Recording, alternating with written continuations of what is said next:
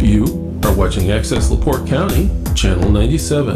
Coming up next, the June 15th meeting of the Michigan City Parks and Recreation Board. More information for this meeting can be found at www.accesslaportecounty.org.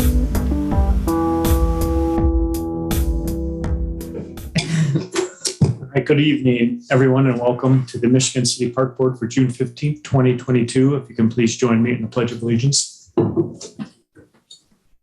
Pledge allegiance to the flag of the United States of America, to the republic which it stands, one nation, under God, indivisible, with liberty and justice for all. Thank you. And Shannon, can you call the roll, please? Mr. Latchford? Here. Mr. Freeze? Here. Mr. Lang? Here. Mrs. Spurling? Here. All right, the minutes from our June 1st meeting were prepared and presented prior to the meeting, so unless there are any changes or corrections, do we have a motion to approve? I would move we accept the minutes as printed from June 1st. I'll second. All in favor, say aye. Aye. Opposed? Motion carries. All right, next we have approval of final assessment on old bandstand preservation. Yes, included in your packets was the updated schedule for the old bandstand project. I'd like to remind the board and the public that this is 100% funded by grant money, $100,000 from Lake Michigan Coastal Program and $50,000 from the Barker Welfare Foundation. Greg Kill with Kill Architecture is here tonight to present the final assessment, which includes a lead paint assessment. Once this is approved, then we'll move into the final drawings and specifications so we can go out for bid for construction. Hello and welcome. Thank you. Board members, Shannon, thanks so much for the opportunity to help on the project.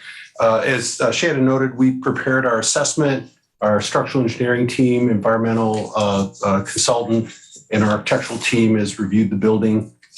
Very favorable information in a lot of ways. We got up into the attic area. The work that was done in the 2007 remodeling with the new roof is holding up really well. So a lot of the work that we're proposing is tied to redoing some of the electric, getting all LED, option of replacing the former globe lights that were on the columns with the comparable lamp system, and then cosmetic painting and wood repair. The work down underneath is in very good shape. There's a little bit of crack repair in the concrete, nothing major structurally. The other key thing structurally, we wanted to make sure that there wasn't anything between the column support and the upper dome, so that our engineer was able to confirm that all that's pretty much intact. So we'd be tightening the bolts between those metal brackets that support the top columns to the rim of the drum of the dome. So we did include a cost estimate with contingencies. One of the things that's always a challenge that we're seeing here in the last 18 to 24 months is the supply chain push and inflation push. From what we understand from Shannon, even the number that with our contingency looks to be within their budget, as we understand. So with your approval, we'll be able to move into our final construction documents and then look to bid the project as soon as we wrap that up and get approval to go to final. Thank you. Questions for Mr. Kill?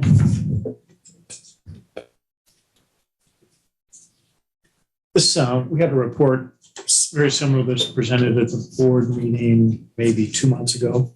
Very similar. I couldn't find many changes. Were there many changes between what was presented? No, I think the one thing that our lead testing was the one thing we were waiting for just to confirm. And as suspected, we did find some lead paint on the bottom underside of the ceiling.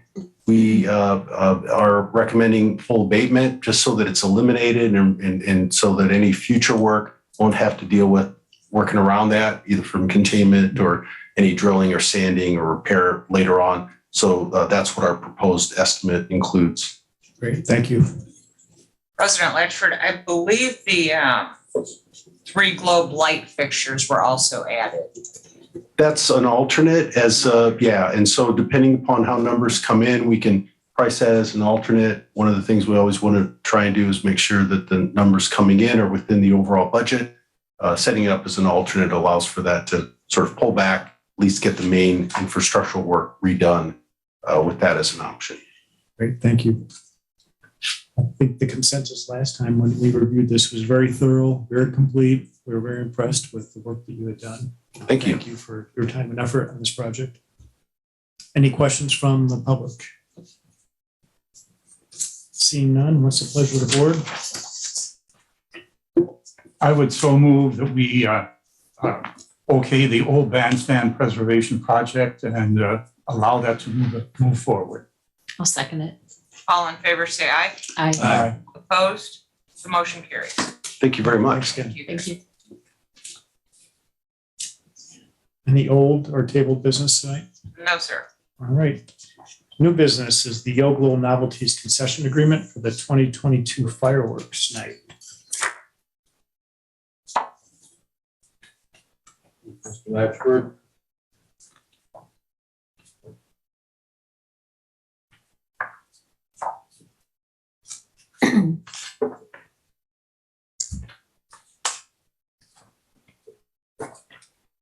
Yes, Yoglo is a business that has sold light-up novelties for kids at various festivals and events for 11 years. They are interested in returning for our 2022's 4th of July celebration.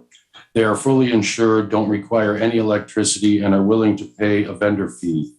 They would need a 10-foot by 10-foot area to set up their pop-up tent and tables. They thank you for your consideration and look forward to working with you.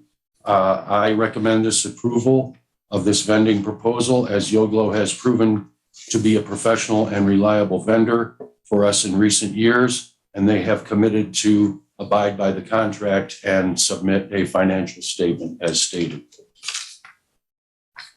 Have they presented a financial statement from any previous contract? They have not. Okay. Any other questions or comments? I do. I think it's on the second, page 8. It says space for appropriate signage at Washington Park ticket booth. I know we talked about before, like what's appropriate as far as who gets to advertise. Is the ticket booth the gate where cars enter, or where? That is the gate, the main gate. And that's the ticket booth that this contract is talking about, Yes. that they want signage there. So like I said, I know we've talked about it with other vendors. Who do we allow to put a sign there? Who don't we allow to put a sign there? Mhm.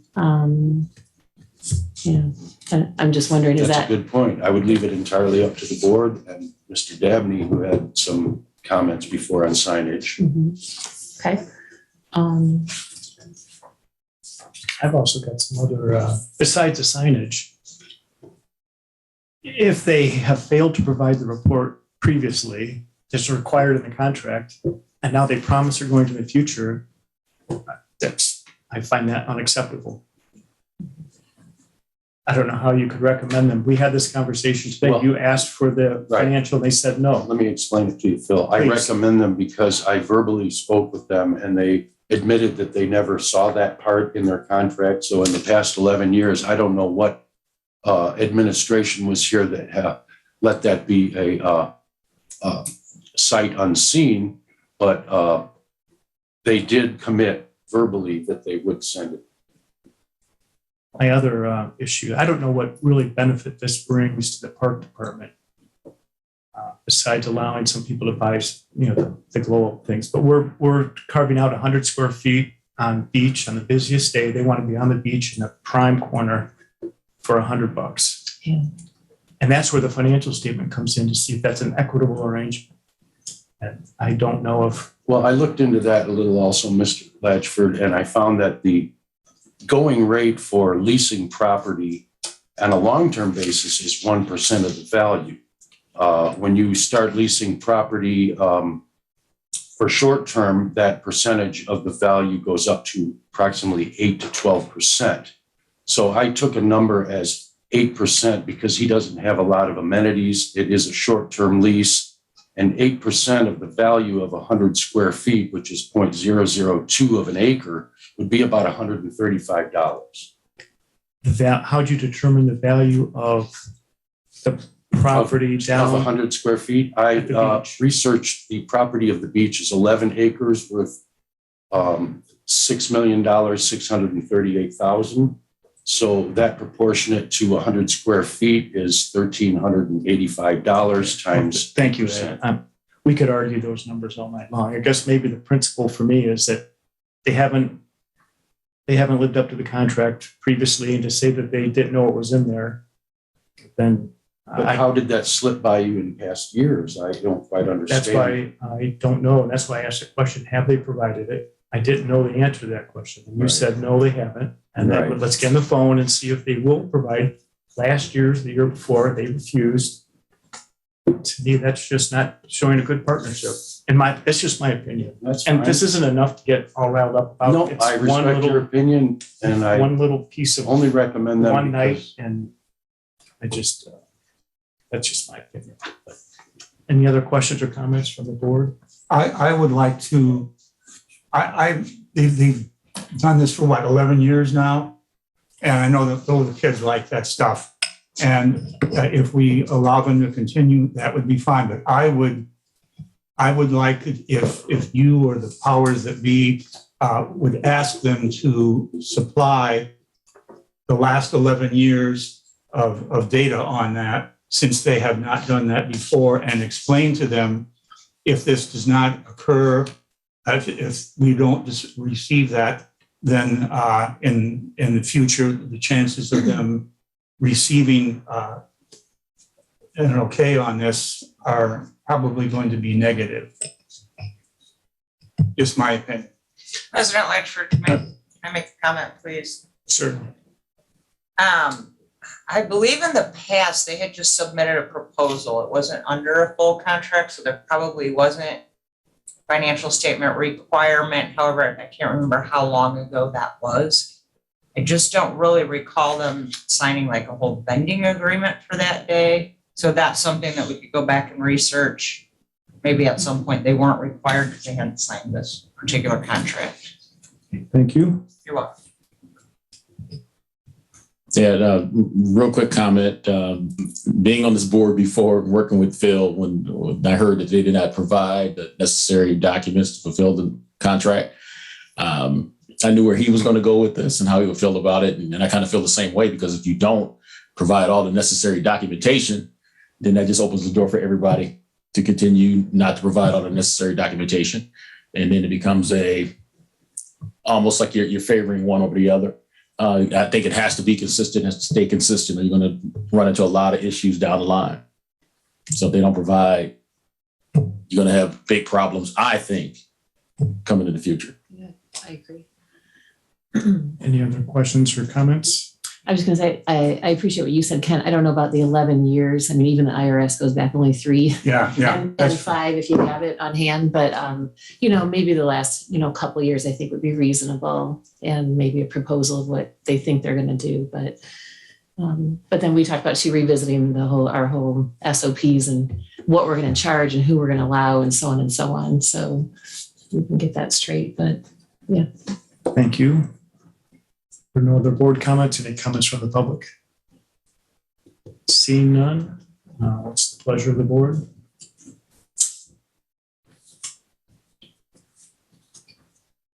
Well, do we need to table it because of these issues, or? Yeah, Sure.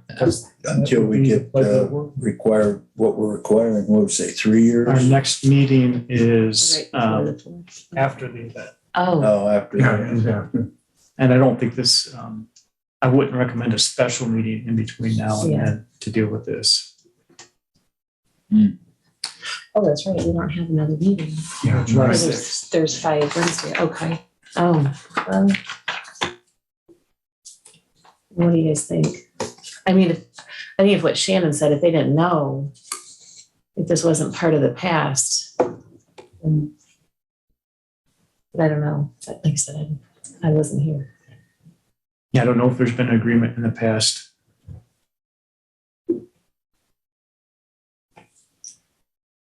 Could we have a stipulation he has a week to get that information in? Or is this a yes or no thing right now? You could, I think you could make a motion that it would be contingent upon providing last year's revenue statement from the event. That might help. Would we need to include a time frame on that? Yeah, we would need to include the approval. Should it pass, approval will be contingent upon submission of the financial statement from the July 4th, 2021. Let's see if I can make this right. You can do it. To go ahead and agree to this, what is it? Concession agreement for YOLO Glow with the understanding that within 7 working days of today, he provides us with a, what do we want? Is 2021, 2021. July 4th July, financials. yeah, 2021, July 4th financials. And signage, are we? Oh, we haven't talked about that. Yeah, was that in the? It was on page 8 that he could put a sign at the, yeah. That would have to be included in the motion, is to exclude any signage. To exclude. Well, make a addendum to that. All right. Also include the elimination of any signage. I'll second. All in favor, say aye. Aye. Opposed? Motion carries. All right, next up is the Patriot Park advertising program. Okay, this is an item on the agenda that has been part of the park department in years past.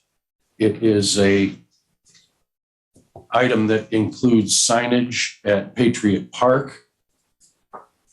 This would be for businesses or organizations to advertise their purpose or their business out at Patriot Park.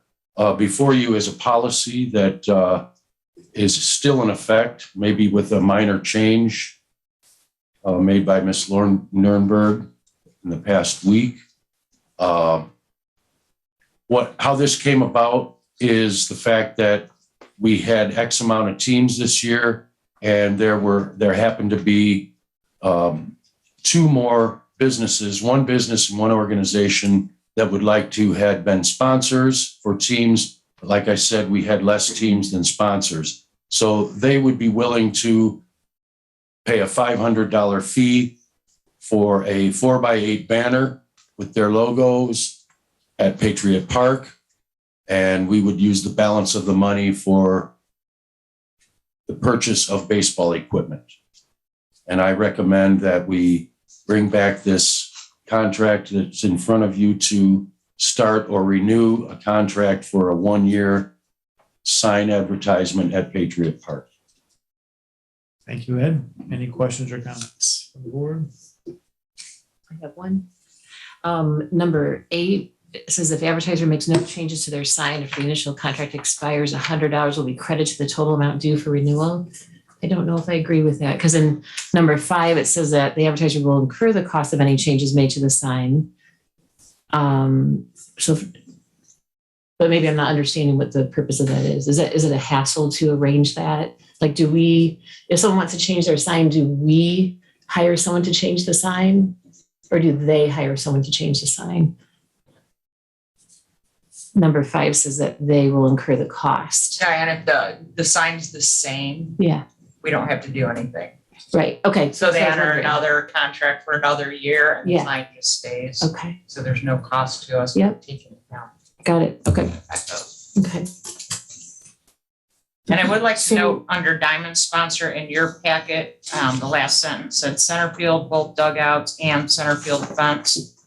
The last center field should have been changed to outfield fence. Mr. Volz caught that, so that's been changed on the original.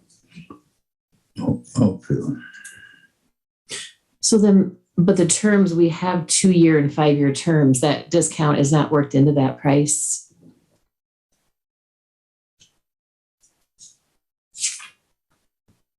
Like it's $400 for 1 year and then it's $600 for 2 years. So then it technically would be $500 for 2 years If they renew if they renew. with the exact same sign. So they just give us money again for 2 more years, Yeah. less the 100, and the sign stays there. If they change the sign, then we have labor involved. Right. Any other questions or comments from the board? Any questions from the public? Seeing none, what's the pleasure of the board? I so move that we accept the Patriot Park advertising agreement as indicated here on our handouts. Second. All in favor, say aye. Aye. Aye. Opposed? Motion carries. Any other new business to attend to? No, sir. All right, we'll move on to superintendent's report. Mr. Schiff. Thank you, Mr. Ledford. You're welcome. This evening, I would like to report on the Exchange Club, the Senior Center, the Zoo, and a splash pad update. I would like to thank the Exchange Club and Dwayne Seifert of Current Electric for the kind donation of a stationary cooking grill installed by them and the Exchange Club with no charge in Washington Park at the Exchange Club shelter. So thank you, Mr. Seifert and Current Electric and the entire Exchange Club and Dennis Schultz for kicking that off. The Senior Center is now offering day trips. These trips are all dependent upon having enough signups to fill a bus. This is an interesting concept that I had no idea that the Senior Center had taken part in. In past years, the seniors would fill a bus and take trips, and they're all excited about the future schedule of these trips. Also, Aparian Care, the Arbors, has sponsored a 3-part event called Beat the Heat.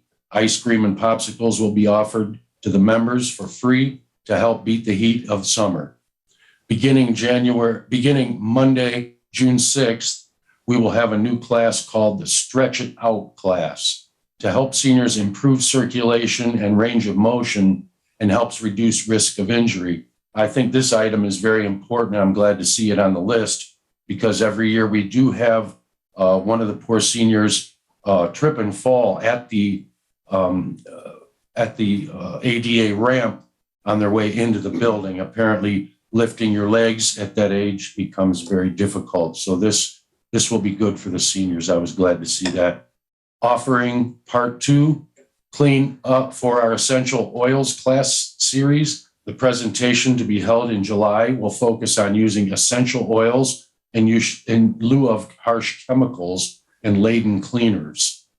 A presentation of the Birds of Indiana Dunes on Wednesday, July 27th. They are trying out a Spirit Week also and changing their attire to give them something to talk about while they're in the Senior Center. The Zoo, the Michigan City Police Youth Leadership Academy will be visiting the zoo for a tour on Friday, June 17th. I think also this group are going to be cleaning up microplastics on the beach that very same day. The Safari Zoo train ride is now back open when weather and staffing permit. Thursday, June 23rd, is the first on-site pre-construction meeting with Holiday Construction for the Big Cat expansion project that starts July 5th. This will be a very interesting meeting to start off construction. It will be held with Holiday's superintendent, their manager, Jamie, and myself, and we will be discussing logistics of laydown areas for materials and possibly where equipment will be stored and access the project.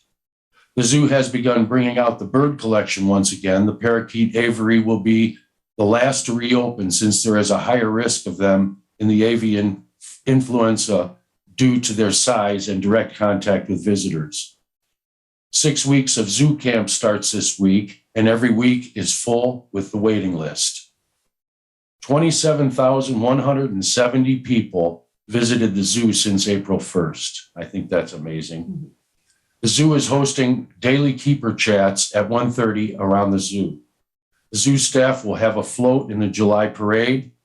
Also, thank you to Shannon Eason for her help working with the Barker Welfare Foundation to have a $45,000 grant awarded for the Big Cat expansion project. I think that's quite commendable. Thank you, Ms. Eason.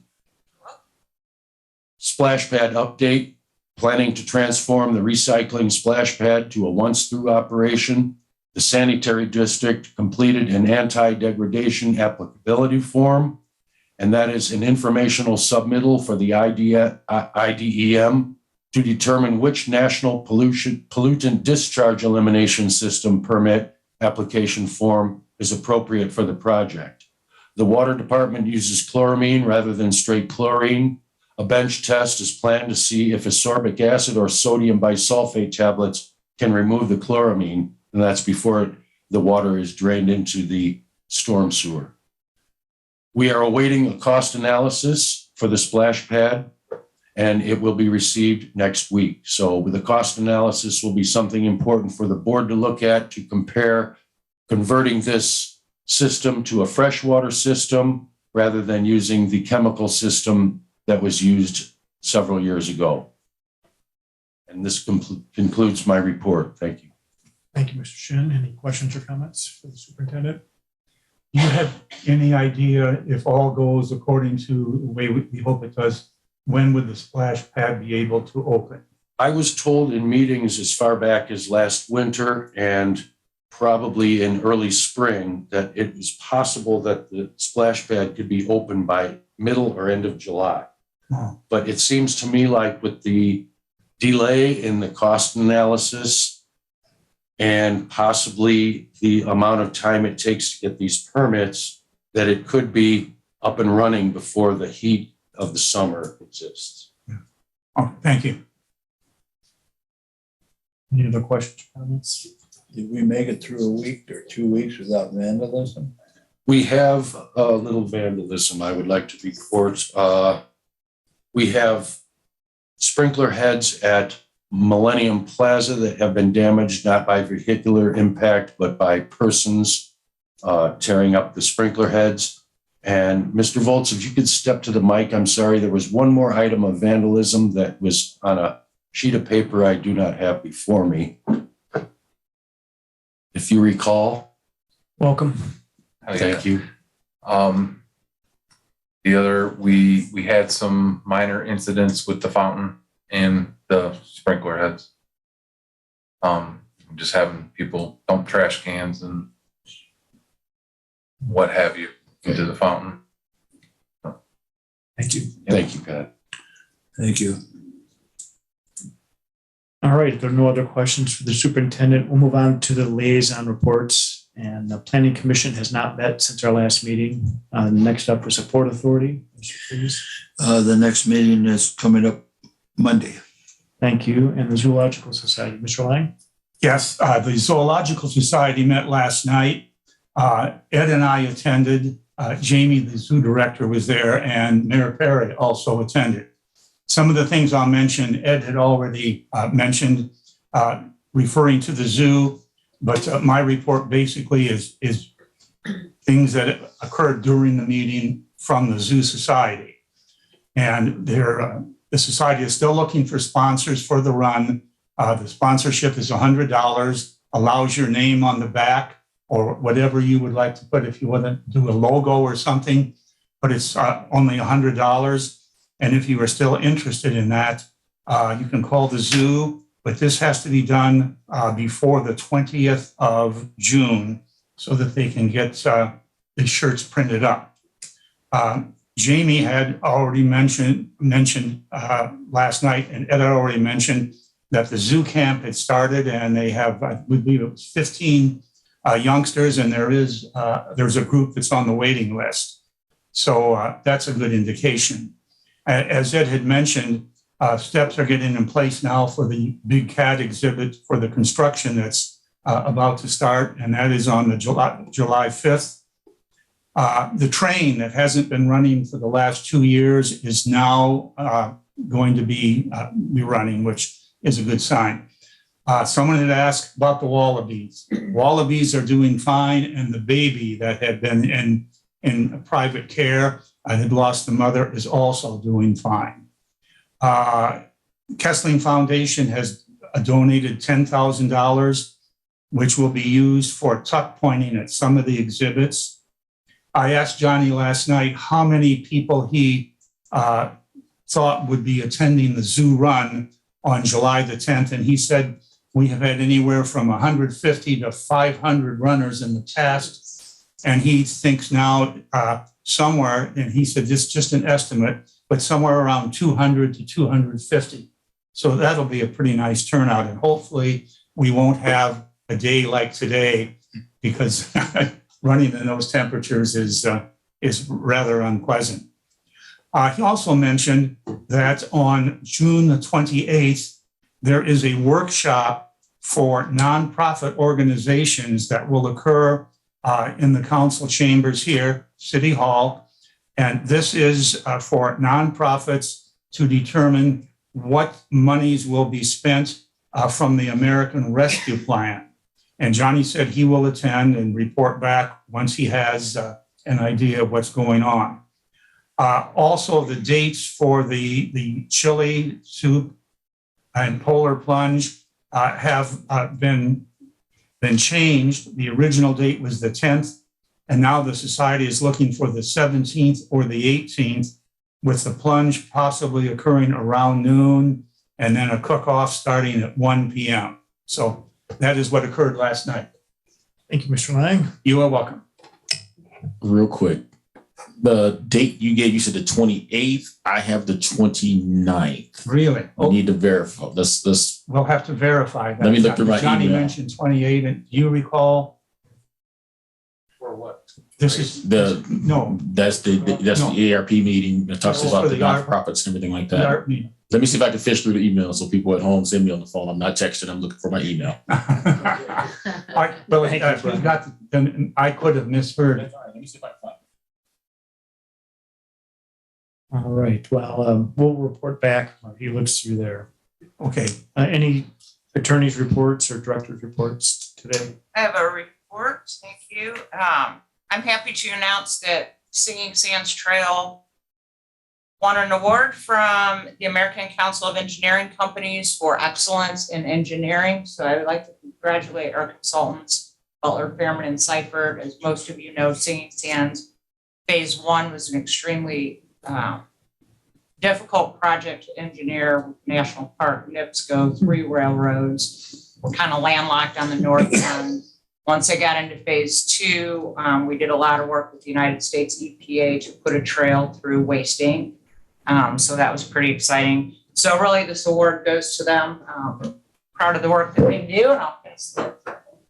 All right, thank you, Shannon. Thanks for mentioning that. And we also won the Outstanding Trail Award of the Year from the Indiana Greenways Foundation.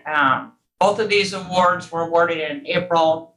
Unfortunately, I was out on leave and wasn't able to attend, but our consultants brought both of those to us.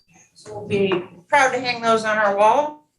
And then also Terry Gratham asked if he could have a few minutes of your time. He has a short report. I'm sure we'll get an award for phase 3 too. It's almost done, believe it or not. Right. I was there Sunday. Good evening, welcome. Good evening. Thank you. Terry Greetham, Michigan City Special Events. As all of you know, just a few weeks ago, we held the first annual Singing Sands Sand Sculpting Festival in Washington Park. And I think anybody that attended will agree that it was an incredible event. It went off very well. It was very well received. We've had, I'd have to say, if I put it in a percentage, about 98% positive. And the things that people were unhappy with are things that we were planning to fix anyway. So it was a great event, but I wanted to just take a minute to thank all of the people that made this happen, because it's not one person or even a small group. It's a large group of people that made this event happen. And I would like to start with the board. Thank you for approving the opportunity to do this, having faith in us that we could pull this off. Without your support, obviously it wouldn't have happened. So thank you. I'd like to thank Ed Shin and his administrative team for all of the support and help in planning and executing this event. Could not have done it without your team. I know we had some problems with people getting their park stickers, and I appreciate Ed working very hard to try and alleviate that. And I can promise you that next year we will think that through in advance so that we have a better plan in place. I'll work with Shannon on that. I do want to thank Shannon and her parking team.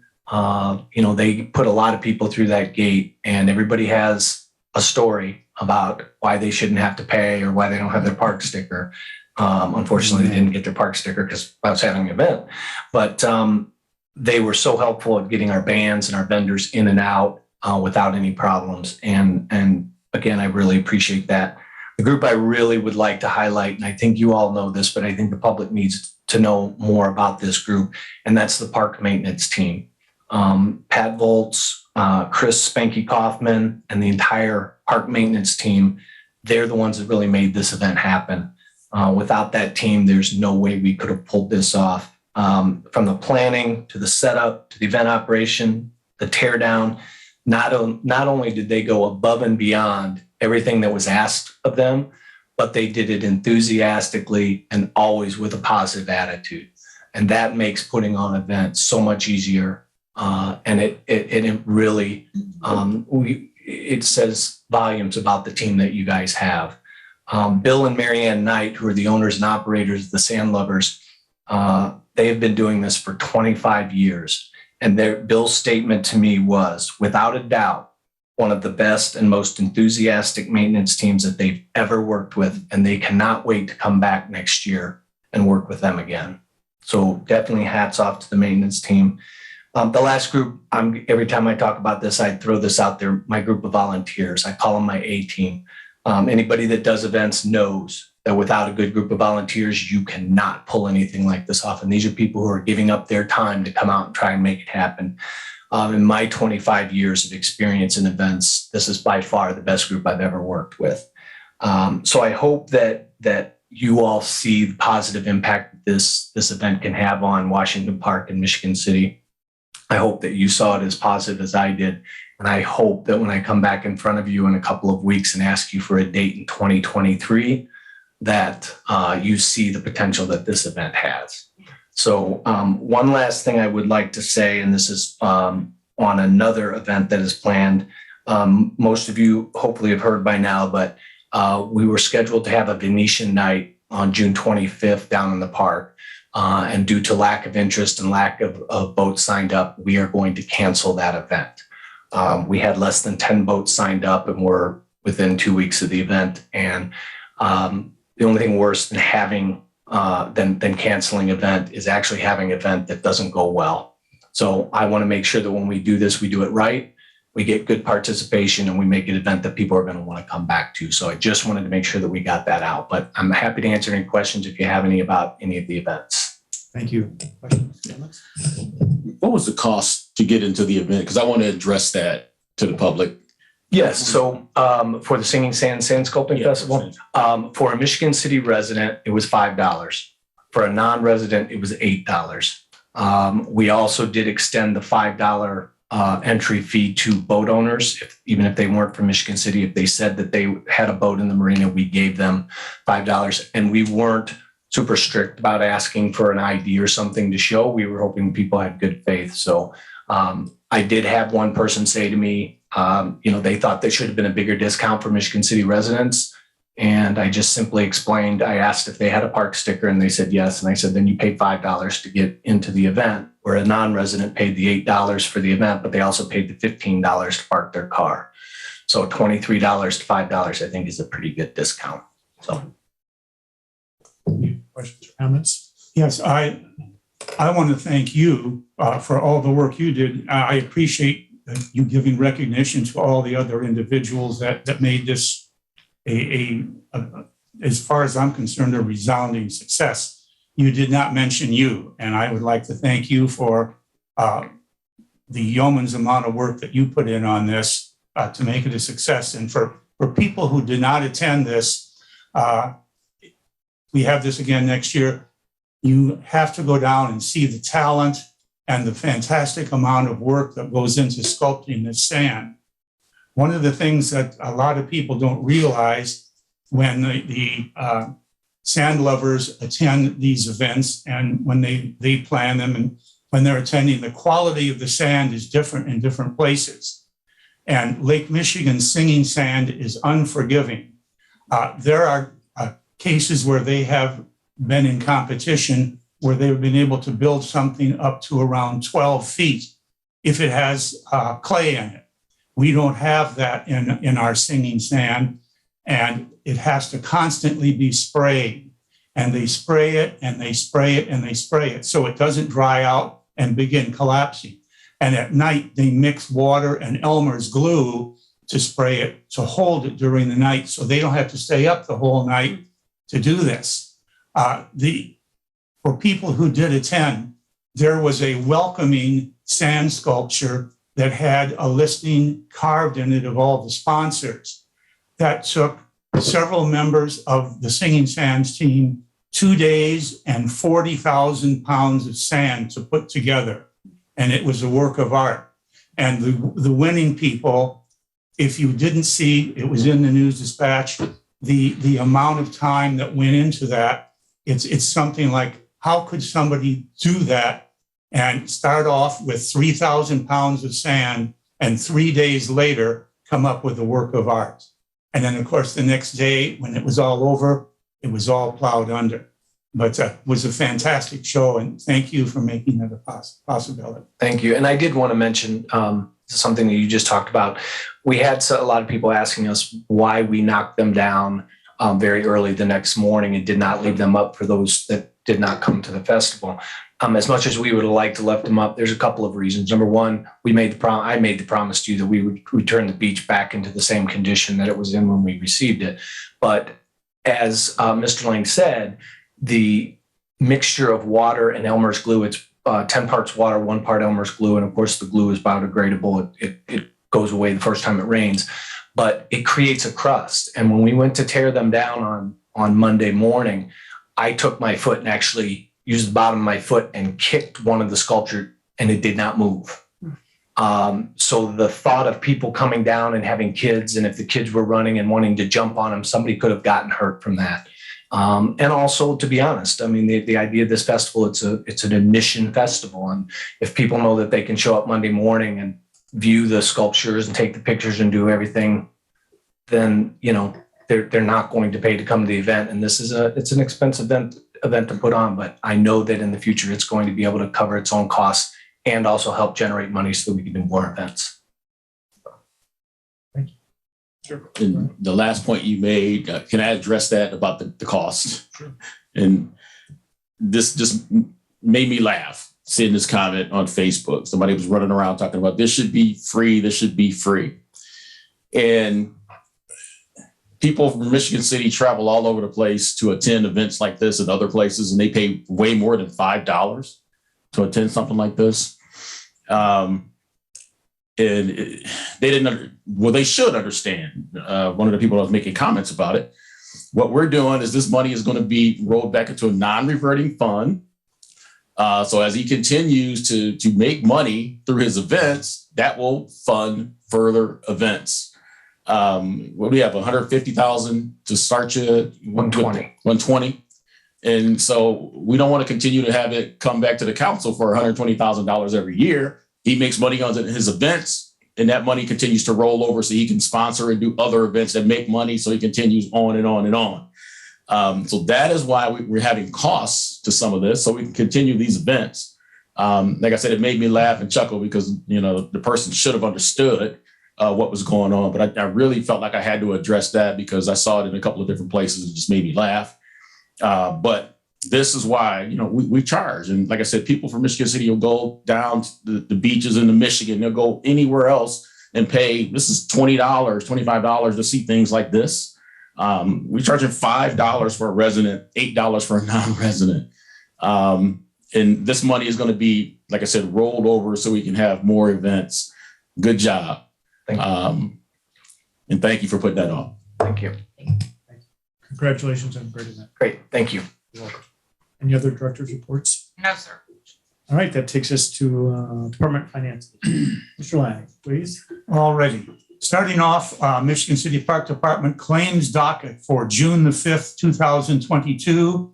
Municipal, $80,860.01. Golf petty cash, $1,526.20.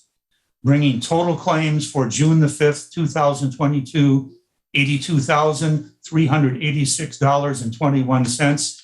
I so move that we accept the claims docket for June the 5th, 2022. Second. All in favor, say aye. Aye. Opposed? Motion carries. Next is payroll number 11 with the pay date of June the 3rd, 2022, a total payroll of $85,830.88. I so move that we meet payroll number 11 for 2022. Second. All in favor, say aye. Aye. Aye. Opposed? Motion carries. Under gifts and donations, none at this time. Under minor transfers, none at this time. Under zoo endowment, none at this time. Board of Works invoices totaling $9,350 were paid at the June 6, 2022 Board of Works meeting to Green Leaves Tree Service, and this was for tree removal from the golf course. This was $9,350, and I so move that we recognize the Board of Works and okaying this invoice. Oh, second. All in favor, say aye. Aye. Opposed? Motion carries. Under credit card charges totaling $2,437.13 were paid to corporate payment systems for the following purchases: webrestaurants.com, zoo concessions, lids for cups, $169.69. Epic Sports, this is a non-reverting refund for helmets, $467.78. Webrestaurant.com, zoo concessions, cup lids, $406.28. Safetysign.com, parking signs, $1,128.85. Tractor Supply, tailgate lift assist maintenance, $267.49. Amazon.com, and yes, Amazon does have this. This is for the zoo, bear pepper spray. Just want to let you know that. $63.97. And another from Amazon.com for the zoo, foam pepper spray, $169.70. Hopefully none of those will be utilized, but they have to be there in case. Also, webrestaurant.com, zoo concessions, cones and bags, $443.19. Amazon.com, maintenance, Reed Tool hex shaft, $66.09. State of Indiana for the zoo, the train operating permit for 2022, $158.17. Again, this brings the total charges to $2,437.13. And I so move that we okay these charges. Second. All in favor, say aye. Aye. Opposed? The motion carries. That ends the financial report. Thank you, Mr. Lang. All right, comments from the public tonight? Any comments from the public?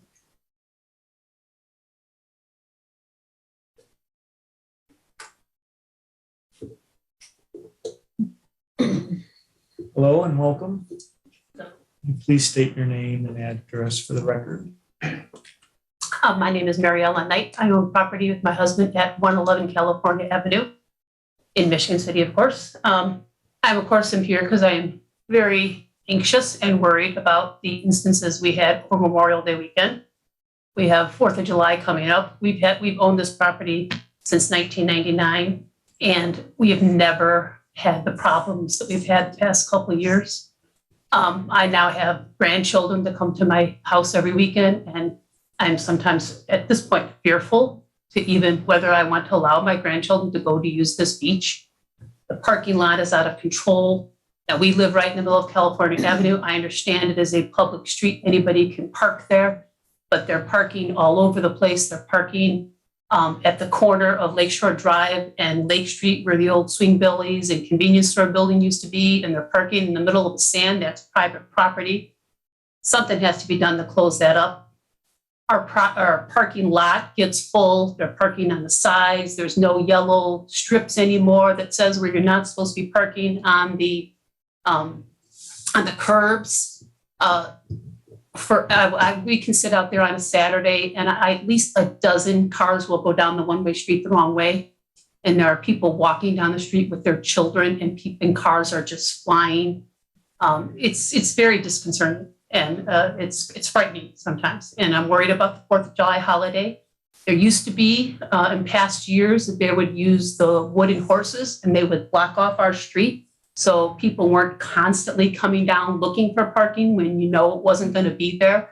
And we had a constant parade of cars, but having the wooden horses there really helped that a lot. So you've got people that got in and then you didn't have the constant flow of people all over the place all day long or going the wrong way. That helped a lot. I'd like to see that return. We had that for a while in the past couple of years. That hasn't been up. So that's what I am worried about. I don't know if there's going to be extra security 4th of July. In the past, probably 2 or 3 years, we haven't even used the beach on 4th of July because it's gotten so crazy. We stay at our house. We don't even go down there because the throngs and hundreds of thousands of people, they just go down there, especially on fireworks day. They get down there at 8 o'clock in the morning. They stay there all day. They're in the sun all day. They're drinking. They're doing all kinds of things. They throw trash everywhere.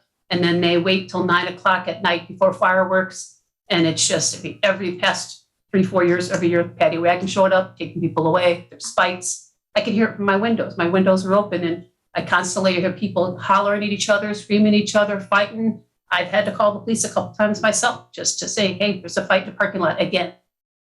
So somehow, I would like to see this addressed because it's the people that live there and been paying taxes for 23 years. I've owned this house and everything else. It's not getting any better. And over Memorial Day weekend, I did not hardly see any police go by. Usually they'll go by, we sit in our driveway, we wave. It seemed like they weren't even there. Luckily, I was not at the beach on Memorial Day, the actual day where the incident happened, and thank God for that. But we were there Saturday and Sunday, and usually we see some of the police on their ATVs going up and down the beach. Did not see that at all. There's people with glass. There's underage drinking going on. There's people that bring animals down that they're not supposed to. There used to be a sign at the beginning of the path on California Avenue that had all the rules about when the beach closes and no glass, no fires and all that stuff. It was taken down when they put that pumping station up 3-4 years ago. The sign has never been put back up. So, I mean, people are constantly taking their dogs to the beach. When you've got thousands of people at the beach, you shouldn't have a dog in hot weather because you don't know what's going to happen. I mean, not that I'm not a dog lover, but it's for the safety of people. And even last weekend, girls walking around with glass bottles. It's the worst place in the world you can have glasses at the beach. So these are my concerns. I'd like to see something addressed at the very bare minimum, have those horses put up for the whole 4th of July weekend. And anything else, I don't know if that parking lot can be something done with that parking lot. Can it be closed? And something has to be done to the parking lot. Not a parking lot, it's a piece of property at Lakeshore Drive and Lake Street that doesn't have any kind of fencing, doesn't have any kind of wiring up. People are parking all over there where they shouldn't be. Thank you. Thank you. Any other public comment?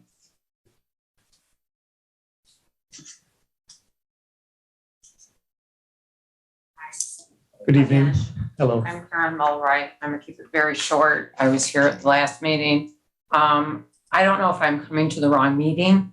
The beach is never discussed. The parking lot's not discussed. Has anything that myself or the other people who got up and, like Mary Ellen, had comments, is anything being done? Are we at the wrong place? How do we know what's going on without harassing you, harassing the police department, coming to a meeting. So we don't, I feel like I'm in the wrong place. we don't consider harassment. So, Okay, thank you. Thank you for coming tonight. And there's board comment after public comment. And then we also have a gentleman here from the police department who's. Oh, plans to wonderful. speak tonight. Okay. You can tell I'm not very familiar with the procedure. I feel very passionate. I love Michigan City. As I've said before, I was at the Sandcastle thing. We have a boat in the marina. This is where we come. We love it here. So we This is just a like good it spot to to, start. You're always welcome. And if it's not the right spot, we'll take the comments and we'll route them to where they should be. okay. Thank you very much. You're welcome. Thank you. Any other public comment?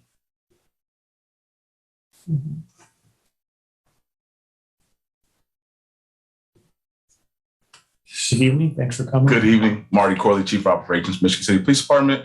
We have the Chief Dion Campbell. I'm here tonight to address some of the issues that I think were at the last meeting. First of all, I'd like to start off with we are doing what we can to alleviate some of your problems. I understand your stress or your issues. To let you also know that I don't know if you guys are part of the Sheridan Beaches Homeland Association, but we also are working with them. I've talked to Kim with some issues. Actually going to talk to her this weekend.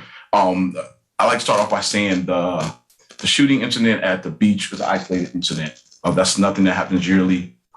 We do have some issues at the beach, but those issues, that shooting incident was isolated. Our officers were the first on scene for that. You can actually hear the shooting in the background and keyed up. I actually stopped the car that was involved in that day. So we were there. With that being said, we have 84, we're slotted for 84 officers in Michigan City Police Department.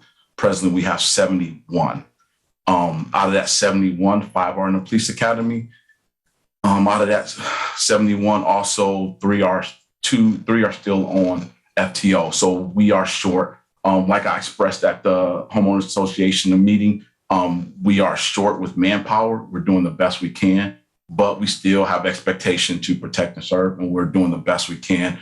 We are starting to allocate our resources to the best we can to make this a bigger presence at the beach. I have been working with some different entities outside in the state realm that is going to help us out. We will have extra people down at the beach for 4th of July, and we have 50 officers slotted to work on the 4th of July. As you can see, that's over half of our police department that will be working that day. There is beach patrol presently. Again, with beach patrol right now, it's not a mandatory. It is a extra patrol due to us having to patrol our regular districts first. And so that in the past has never been a problem allocating those people, but now it's become to a point where those people that usually work beach patrol are now filling shifts. But we're starting to get to the point where we can get the beach patrol better filled. And I've been working with, again, other entities to provide better resources down there for the coming weekends, especially with the 4th of July coming up. Hope I answered all your questions. I do feel the frustration that you guys have. Anybody have? I will always ask that if you see something going on at the present time, to give us a call.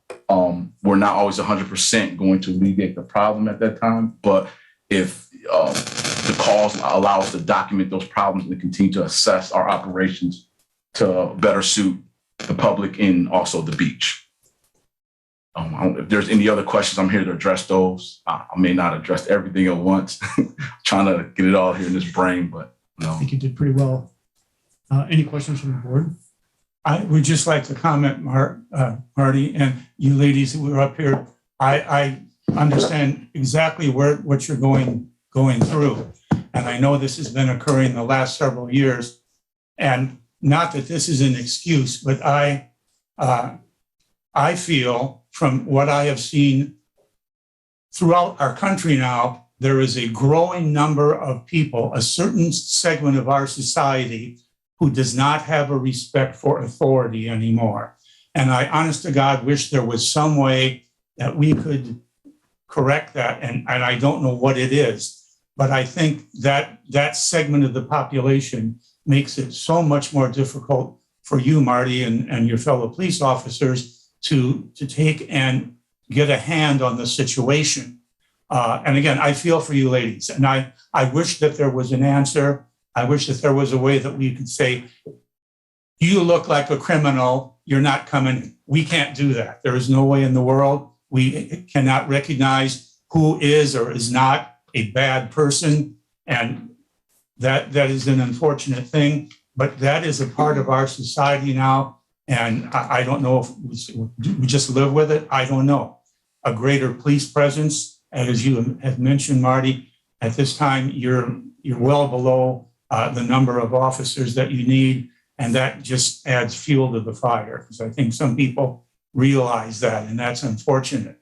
So if whatever you can do to help this.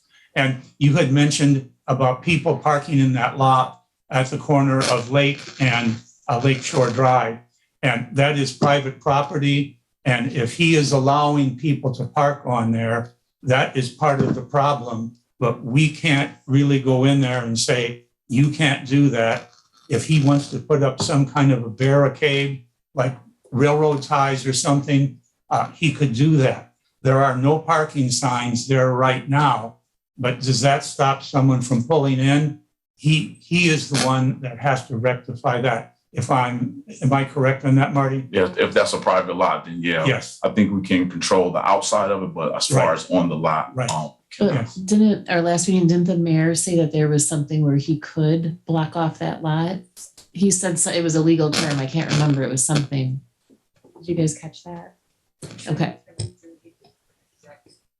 It was something, right. That so much harder. That are more people who are coming to teach, but are paying $15. That's supervise, or what can we do to make your job easier? The city, the first to change the yellow back. I mean, people are talking all the toll spots. I mean, there are things that I think are do to try to control the amount of people that come to that area. That's just less people for you to have to maintain. There are so many people. They just at 4th of July, I mean, kegs of beer, fifths of whiskey. I mean, 8 o'clock in the morning, it's just a stream all day long with people.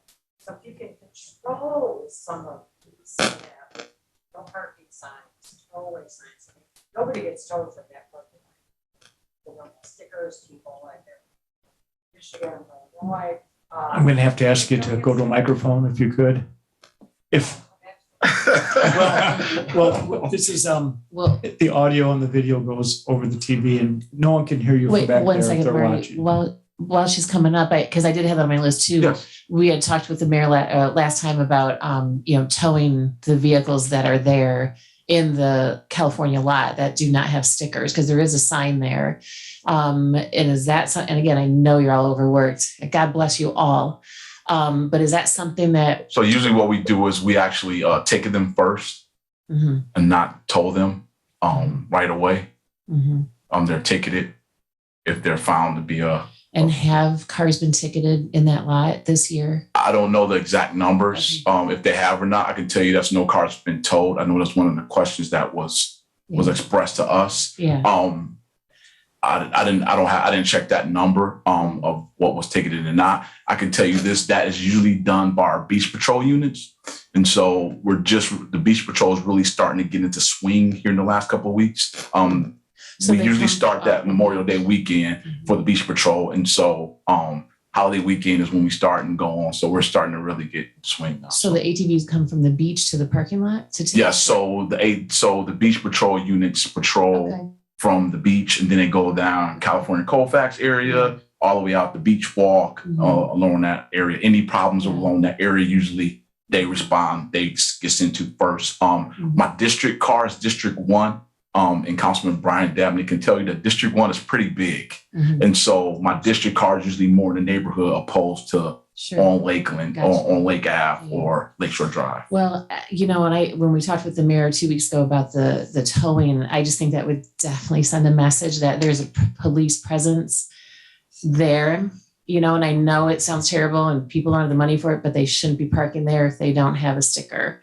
And I just think that that would be a really easy 1-2 punch to send a message to that area that, you know, they're being watched. Because these people they think no one's around. We're going to bring down all our stuff and do what we want. And so that was just a suggestion that I had to move forward on the whole towing thing. Okay. And especially on that private lot, which did those signs go up then since our last meeting, or were they there? No, the signs went up since our last Yeah. meeting, and that is to At that enforce. private lot. I drove by, I walked around. Excuse me, I'm sorry. Oh. If you can go to the microphone if you're going to speak. And we have to be careful here if everyone's okay getting into a dialogue, because it should be public comment and board comment. But if everyone's fine with a dialogue, I'm okay. It's just everyone has to agree that we're okay with that. The signs aren't out. There are no signs out. I walked around the lot today. There were people parked there again today. And really, I know you're understaffed, and I know our little beach area is not the most important part of Michigan City. I know there's a lot of things that go on in Michigan City. So I'm not just trying to say this is a problem, but if we can do some things to make his job easier, to make the beach safer for everyone, I think we could do that. The towing, I'd like them to have more money. I mean, forget about the sandcastle event. we I have the went, money. it We was don't have the lovely. But I'd rather have more police officers on the street. I'd rather not even have the fireworks. I'd rather give the money to the police department. Yes, ma'am. Since our last meeting, signs have been installed next to the edge of the pavement on that empty lot, enforcing cars to not park on off-street parking. We cannot stop cars from parking into the vacant lot, but 2 or 3 signs, I sent the photos to the board, have been installed to enforce no parking on the edge of the road along Lake Avenue. Okay. If you'll I did notice. not notice those today. Now- I walked around it today. Okay, stay there for 1 minute, but I do have a question regarding that for Mr. Chief Corley. I don't know a lot about towing, but how did the towing law ever become giving a warning first? Why, how is that here in Indiana, but if you go to Chicago and park with an infraction, you're towed without warning? Does that have to be like that? Like Ms. Sperling said, sending a message or a reputation that we have that you have 48 hours, is that correct, before it's towed? And I'm not saying that this is your fault by any means, but how did that come along where we have to give a warning and we have the reputation of not towing a car right away? So on public property, if it is impeding traffic by any way, you can tow within 24 hours. But I'm not saying we give a warning. I just know we give parking tickets when they're in parking spaces. It's hard to place cars out of parking spaces without, you know what I'm saying? You know, you're gonna tow it out of parking space. So it's more of a rule or ordinance. It's not a law. If you so wanted, you could tow a car that's improperly parked. If it's impeding traffic, yeah. Only if it's impeding traffic. If it's, I mean, if that is the way the city wants to go, and with litigation and so forth, as far as towing cars out of parking, I mean, it's been as long as I've been on the police department for 22 years, in that area, in that parking lot, in parking spaces, in around that lot, in that California Colfax area, we have given tickets. Okay. Not warning tickets, actual payable tickets. So I know as far as the Sheridan Beach area, though, if you're blocking your driveway or you're parking on the side of the street, and a lot of those no parking things came in line, because if you park along that street at Colfax is going that way, that if you park in those areas that are no parking, that you will now impede a fire truck from getting through there. So those are bases for towing vehicles. But we're talking about parking spaces now and not the side of the street, and that forth. So maybe possibly around those parking spaces in the California Colfax area can be towed, because then that would impede a fire truck getting in there. But as far as in parking spaces, which is what I was referring to, we have always given tickets, parking tickets. And so can we change that? Can, You have to change it through ordinance. but, okay, because there is a sign there. And also while we're talking about ordinances, just know that when you're on the sand, the city does not own the sand and ordinances cannot be applied on the sand. So the dogs, the glass, all those ordinances, we can enforce those because that is the sand and that is the state's, according to Supreme Court and that. Do not the local police act on behalf of, I know the beach is entrusted to the state, the public trust doctrine. Right, but there's no state ordinance to say you can't have, there's no state law so you can't have a dog on the beach. That's a city ordinance. That's our ordinance. So from the high water mark, they call it, which is really the dune grass all the way back. Yeah, that part, if we catch it, yeah, we can, but actually on the sand, we can't. So that is also another issue when you're talking about some of these ordinances. Yeah, we've always done it and, you know, I can tell you, but if you call my bluff, then what do I do as far as the ordinance part? But as far as any state law or violation, we can enforce. Any other questions? Yeah, just a quick comment. Have you heard the back and forth? In short, it's a mess. It's a total mess with what the ordinances can provide for us to do, for them to do. There needs to be some delineation down there of what's public, what's private. It is an absolute nightmare for these guys down there. I've been down there to see it. And the ordinances and about towing somebody right away. If you do it down there, you're going to do it all over the city. And there'll be people who will be parking like a car in a yard, which means they would then have to tow a car out of a yard because you can't park in your yard. So I understand the problem and how it's concentrated, based off of what happened. And just to reiterate a point or to talk about a point that was made, she said that this is not the most important part of the city, but it's all important. The first ward, all of it's important to be. The whole city is important to all of us. But this is difficult stuff. I wish the lawyer was here. And a lot of these questions about what can be done through ordinances and the towing and all of that kind of stuff are going to have to be changed through ordinances. It's very hard, even with executive orders and things of that sort that the mayor might try to do.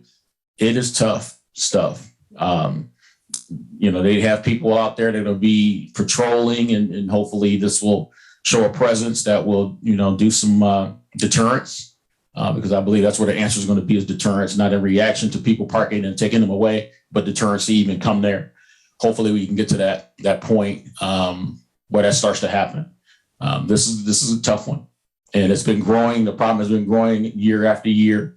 I know younger, shouldn't say kids anymore, but young adults that used to go there don't go there anymore. It's gotten a little too wild for them. So, obviously, Chief comes here to talk about it because he knows it's an issue. He knows how important it is, and he wants to express to everybody that they are doing something. And you heard some of the plans that what they plan on doing, but in terms of just grabbing cars and towing them out of there and things of that sort, there's a lot of law behind that. He even started talking about the high water mark to the beach and everything like that. It's complicated. Can I just say one more thing before I end? I just want again to reiterate to the ladies and to everybody and to the public that no matter if we're undermanned or not, we will continue to use our resources to the best to make sure that the beach is safe the best we can. I will give you my card, and I also put my personal cell phone on it. So if you have some issues that you feel that you have, feel free to call me. I never shy away from a telephone call or an email. Just give me some time to respond back. But again, we will continue to use our resources for some of the concerns that's been addressed.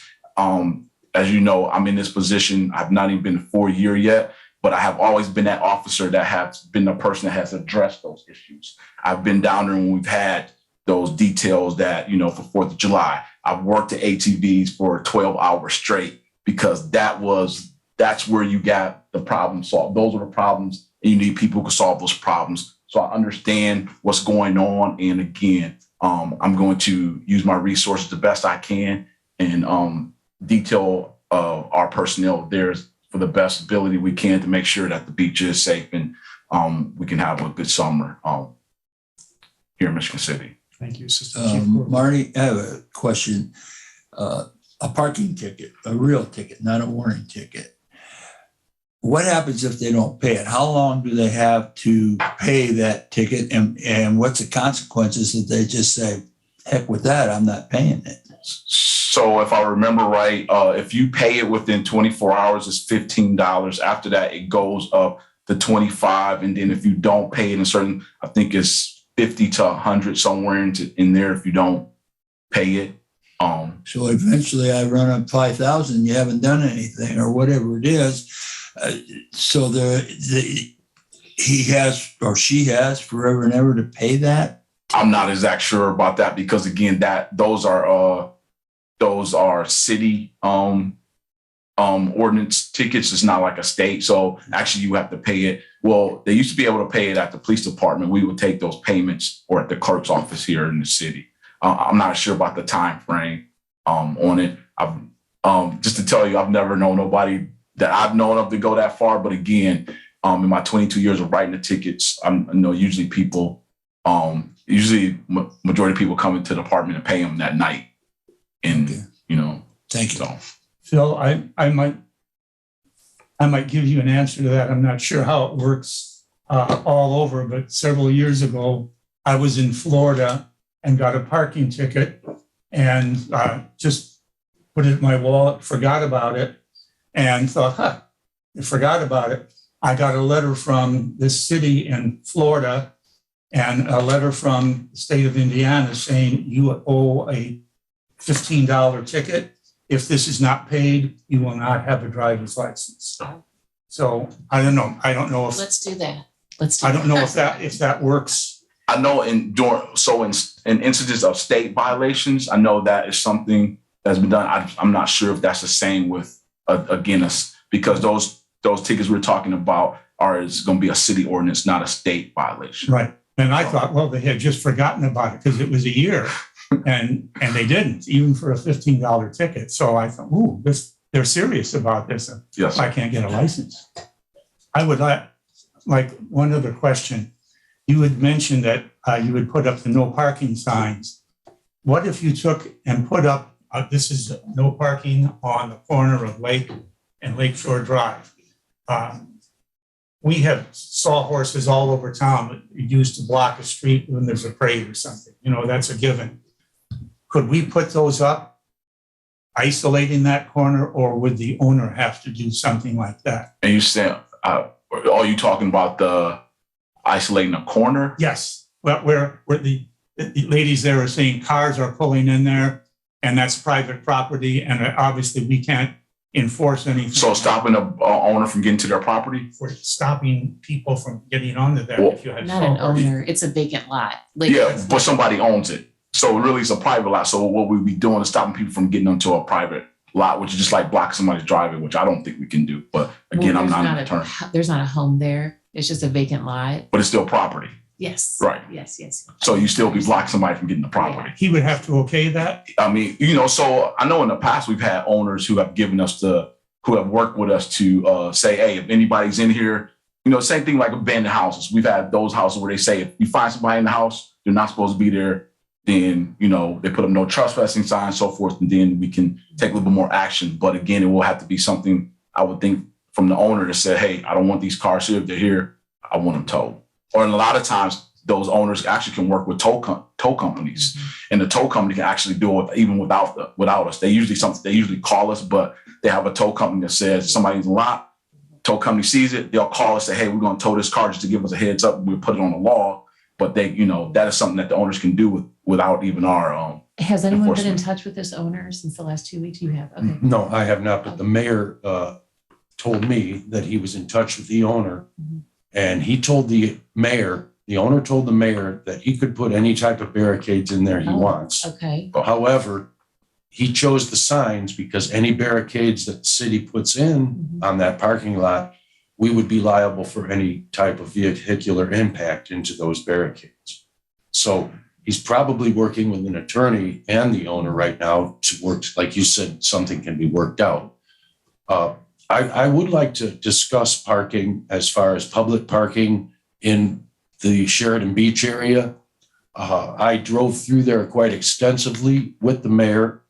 And as you know, the parking signs are stopping some people from going in there, but maybe not too many because it doesn't stop them from going onto the lot.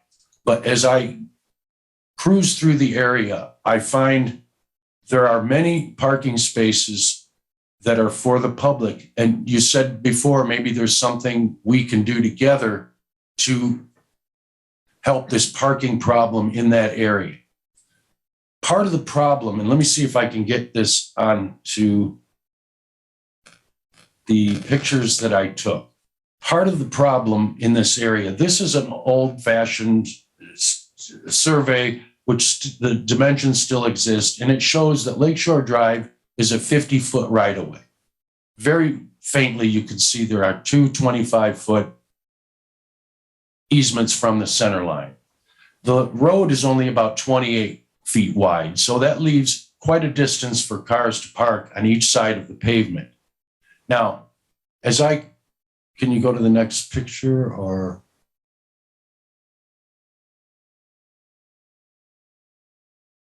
It's not scrolling for me. Next one.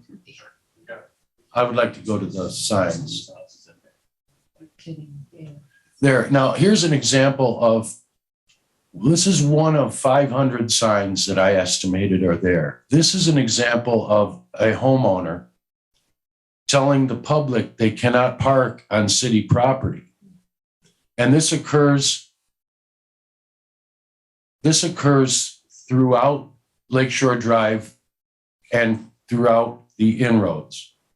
So if those signs are put there by the owners, they are inappropriately placed because that is public parking.